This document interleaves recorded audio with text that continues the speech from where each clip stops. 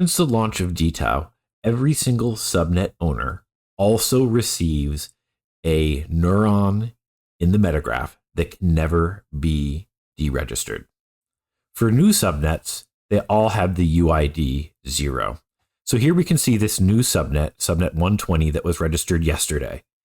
And UID 0 has the same cold key as the owner. So this will never be deregistered. What a lot of subnet owners do is they turn this into a validator. Validators provide the network access to the commodity that the subnet is producing. Prior to dTao, many subnet owners had no way to access the actual product that their subnet was creating. By giving them a dedicated UID in the subnet, now they can.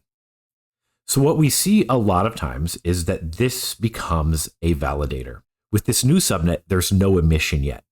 And today, all of the incentive is going to this hotkey. When incentive is delivered to the owner hotkey, it is immediately burned. So this is a way that subnet owners can control the emission of their subnet and not give any emission to the miners. There's no emission here, so this is fine.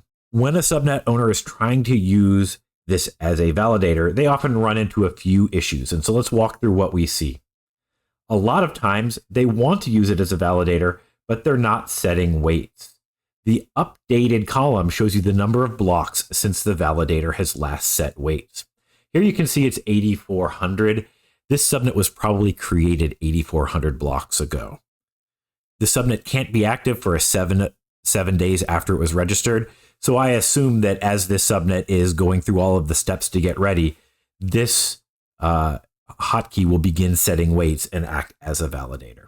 So they've got time. It's not a big deal that it's not happening now. But if we look at this subnet that's been active for almost a month now, we can see that net UID 0 has a lot of stake. And there are actually another validator that is a parent to the child adding a lot of stake to this validator. But you can see that they have never set weights. And since they've never set weights, they have a 0 vtrust. And with the 0 vtrust, they're going to get 0 dividends. So all the other validators are setting weights. They have a vtrust of 1. They're getting, a weighted proportion of the dividends for validators. So the first step, if you're running a validator, is you actually have to set the weight. Here's an example of a subnet where they are setting weights. You can see that they last set weight 48 blocks ago.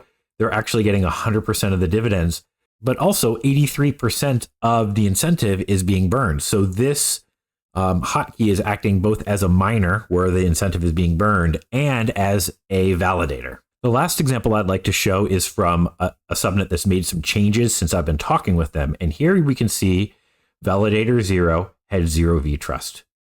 All of the other validators had a vtrust of 1, yet they were setting weights. So what was going on here, the owner validator was setting weights correctly. They believed that this miner is the best miner in the subnet, and they were giving it 100% of their weight. The other validators are giving 100% of their weight to the owner hot. Since the owner only has 31,000 stake weight, and all of the other validators combined have like 800,000 stake weight, Yuma consensus was showing that the owner is out of consensus with the majority.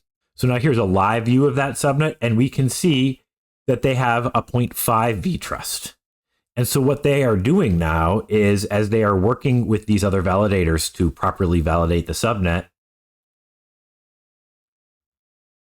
they're giving a partial weight to UID 0, and then they're also giving a weight to the miner that they believe is good. This allows the owner validator to be in consensus, or a little bit better in consensus than they were, and begin to receive dividends on their validator. So when starting off with a new subnet, it's important to realize that you do have this feature, this dedicated hotkey that can never be deregistered.